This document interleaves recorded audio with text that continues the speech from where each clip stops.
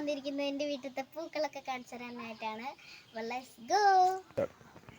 അപ്പോൾ നമ്മൾ ഇന്ന് വേറെ ഒരു ഡിഫറെൻറ്റ് പൂവ് കാണിച്ചു തരാൻ പോവാണ്. അപ്പോൾ ഇതാണ് ഈ പൂവിൻ്റെ പേരൊന്നും അറിയില്ല. ഞങ്ങൾക്ക് വലിയമ്മ തന്നൊരു പൂവാണ്. നല്ല ഭംഗിയുള്ളൊരു പൂവാണ്. എനിക്ക് ഭയങ്കര ഇഷ്ടമാണ് ആ പൂവിനെ. പിന്നെ ഈ ചെമ്പരത്തിമ മുട്ടിട്ടിട്ടുണ്ട്. ഇതേ മുട്ടിടുന്നുണ്ട്.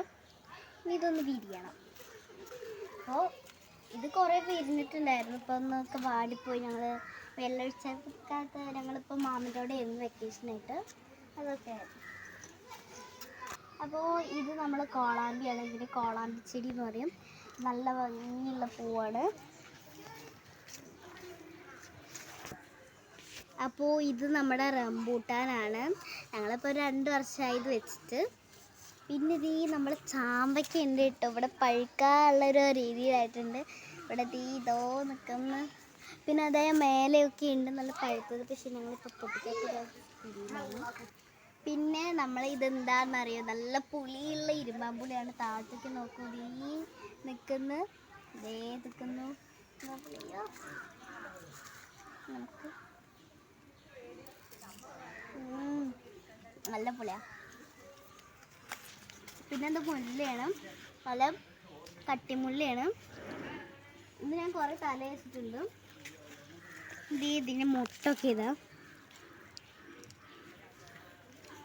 പിന്നെ അപ്പോൾ ഇത് ഒരു ബ്ലാക്ക്ബെറി ചെടിയാണ്.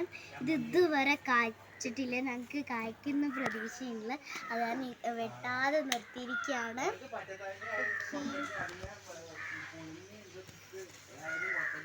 പിന്നെ എനിക്ക് കാണുന്നുണ്ട്, ആഗ്രഹം ഉണ്ടാവും. അപ്പോൾ കോളാമ്പിയുടെ പൂ ഞാൻ കാണിച്ചു തരാം. ഇതേ അവിടെ കണ്ട തന്നെയാണ്. വളരെ മനോഹരമായിട്ടുള്ളൊരിതാണ്. എനിക്ക് ഭയങ്കര ഞാൻ ഇടയ്ക്കിടയ്ക്ക് ഇത് തലയുമൊക്കെ വെക്കലുണ്ട്. പിന്നെ ഇത് തുളസിയാണ്, കൃഷ്ണ തുളസിയാണ്. ഇത് ആകെ വാടിപ്പോയിരുന്നു. അപ്പോൾ മഴ ആയത് കാരണം ഒന്ന് വളർന്നു.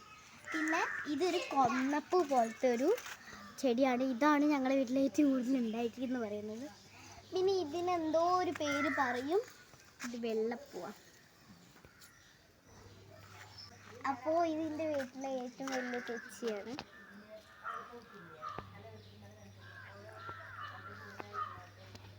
അപ്പോൾ ഇത്രയുള്ള എൻ്റെ വീഡിയോ. അപ്പോൾ എല്ലാവരും എൻ്റെ ഈ വീഡിയോ ലൈക്ക് ചെയ്യുക, കമന്റ് ചെയ്യുക, ഷെയർ ചെയ്യുക.